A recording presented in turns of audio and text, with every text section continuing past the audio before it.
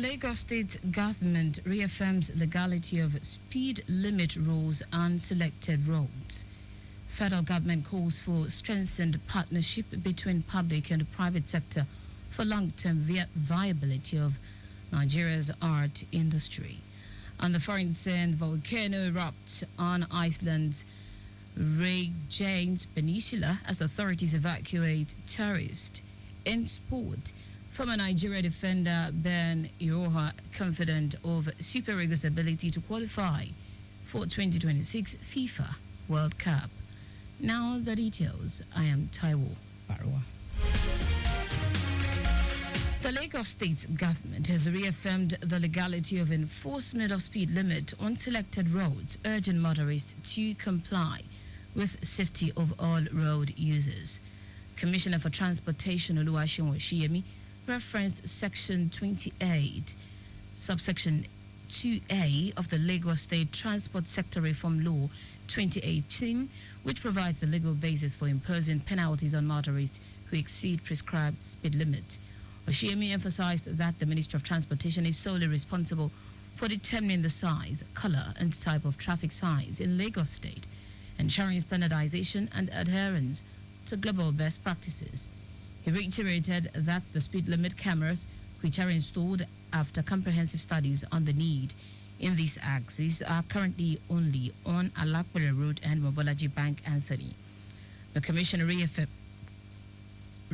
that the primary purpose of installing the cameras is for the safety of commuters as well as motorists on the road, urging the public to stop fabrication of false information on the speed limit operation.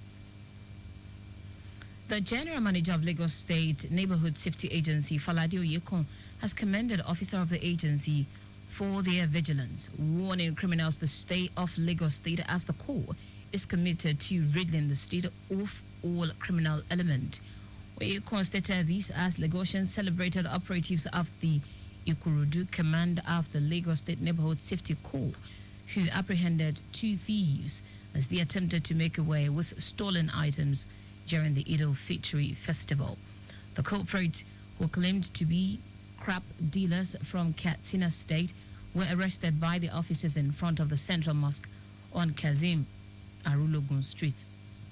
The owners of the items and property at Abule Balogun Erowe, where the thieves burgled, were all contacted on the phone to report to the office.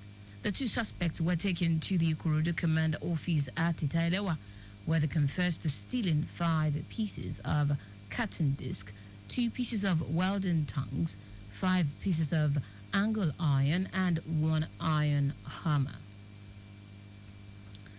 The Lagos State government has urged residents to demonstrate love and empathy towards individuals living with affected by human immunodeficiency virus, HIV, during the Eid celebration.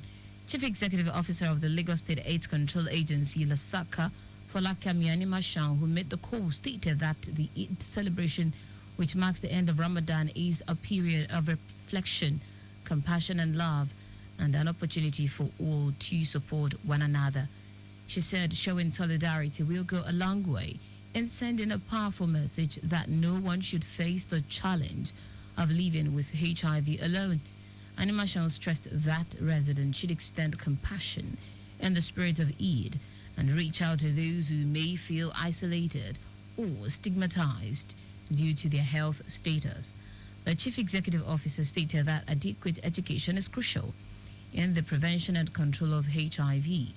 She urged all residents to take the opportunity of the season to discuss HIV with friends and families to foster an understanding that can help dissolve misconceptions and create a more supportive community. Ekiti State Governor Biodun Yebanji has revealed that efforts are in place to ensure the Ekiti Agro-Allied International Cargo Airport runs a 24-hour operation in a bid to make the route competitive. The governor also expressed delight that the economy of the state has recorded significant improvement in the last 2.5 years, promising to do more in order to ensure a more sustainable development of the state and a better living standard for the people. Governor Yubanji, who stated these during the March edition of his monthly media chat, Meet Your Governor, said his government intends to make the Ekiti airport a major hub as well as a major driver of the economy, attracting more investors to the state and boosting the economic capabilities of the citizens. He explained that his administration has entered into discussions with 3 major airlines in the country to commence commercial flight at the airport, facilitate air travel, tourism development, more investment and transportation of cargoes, and export of farm produce to local and international destinations. While expressing optimism that at least 2 of the airlines would operate flights to and from the airport, Oyebanji said his administration also hopes to make the route competitive by working hard to install instrument landing system that will enable the operation of 24-hour flight in the airport. The governor also made it known that a cargo shed is being constructed at the airport to serve as a storage facility for farm produce and cash crops. He commended the Senate leader, Okoyemi Bamidele, for facilitating its inclusion in the budget. Now to the rest of the stories. The Minister of Arts, Culture and the Creative Economy, Anatu Musawa, has called for a strengthened partnership between the public and private sectors to ensure the long-term viability of Nigeria's art industry. Musawa made this call at the International Art Fair held in Lagos. She expressed admiration for the diverse artistic expressions showcased, including paintings, photography and sculptures. The minister highlighted the benefit of collaborative effort for the nation's creative economy. Musawa pledged the ministry's support for initiatives that foster value creation within the creative industry, ensuring attendees of continued partnerships and encouragement. She emphasized the importance of providing young artists with the necessary exposure and support to contribute to the nation's economic growth. Traditional rulers in Otopo in Benue State have called on residents to safeguard all water installations to prevent vandalism or actions that could disrupt the supply of water. The mayor of Otopo, Aloga Ogbogo, who spoke on behalf of other monarchs in Idoma land, gave the charge in a statement to appreciate the state governor, Hyacinth Aliyah, for the steps taken to restore water supply to the ancient town and its environs.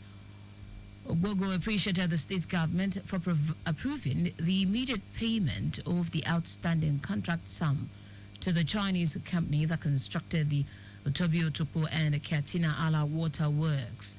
He said the steps taken to rehabilitate the waterworks underscore the governor's commitment to the welfare of the people of Otopo and Idoma land. Ogbogo also charged stakeholders to conduct public sensitization on the rehabilitation process and ensure proper reticulation of pipelines across Otopo town for efficient water distribution. In foreign news now, a volcano has erupted in the Reykjanes Peninsula in southwest Iceland after a nearby town and the Blue Lagoon Spa, a popular tourist destination, were evacuated. Iceland's meteorological office said the eruption started just north of the small town of Grindavik. The eruption occurred after earthquakes had hit the area known as Sundnok crater. Grindavik and the Blue Lagoon had already been ordered to evacuate ahead of the eruption as roads in and out of the town remain closed, but flights are currently not affected. The region's police chief, Alfa Lovikikson, told local media that only around 40 houses had been occupied by residents following previous volcanic activity. Former Nigeria defender Ben Iroha says the Super Eagles still have a bright chance of qualifying for the 2026 FIFA World Cup finals in Mexico, Canada and the USA, despite their disappointing 1-1 draw with Zimbabwe in Uyo, Akwa Ibom State. The former Vitesse Arnhem wing back also highlighted striker Victor Osimhen's visible frustration and anger after the game as a testament to his patriotism and commitment to Nigeria's quest for a seventh FIFA World Cup appearance. Osimhen, who had put the Super Eagles ahead in the 74th minute, was substituted late in the game due to cramp. Shortly after, Zimbabwe equalized. Following the draw, many have written of Nigeria's chances of reaching the 2026 World Cup, but Iroha remains optimistic, insisting that the Super Eagles can still navigate their way through. And that's it on the news at 4. But just before we go, ensure you make use of your seatbelt while driving. You can follow us and like all of various social media platforms: X at Traffic Radio 961, Facebook Lagos Traffic Radio 96.1 FM, Instagram Lagos Traffic Radio 961. Subscribe and watch our news and programs live on YouTube at Traffic Radio 961. You can also visit our website www.trafficradio961.ng. Did you know that the Sanwo-Olu administration empowered 600 women with indigenous business ideas to the tune of 4 billion naira through the Lagos State Employment Trust Fund, LSTFW initiative to empower Lagosians? You can get more details on the Lagos State Government website. To end the news, here are the highlights of the major stories.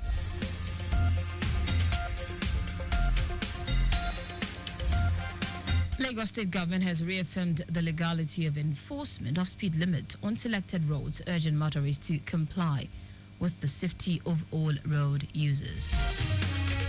Minister of Arts, Culture and Creative Economy, Hannatu Musawa, has called for a strengthened partnership between the public and private sectors to ensure the long-term viability of Nigeria's art industry.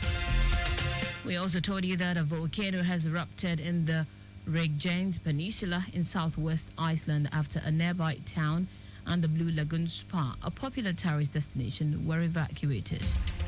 Finally, sport former Nigeria defender Ben Iroha said the Super Eagles still have a bright chance of qualifying for the 2026 FIFA World Cup finals in Mexico, Canada, and the USA, despite their disappointing 1-1 draw with Zimbabwe in Uyo, Akwa Ibom State. For contacts with the newsroom, send a message to info@trafficradio961.ng. That ends the news broadcast compiled by Coyote Mafalashiri. I am Taiwo Baruwa. Thank you for listening. Good afternoon and welcome to the return trip.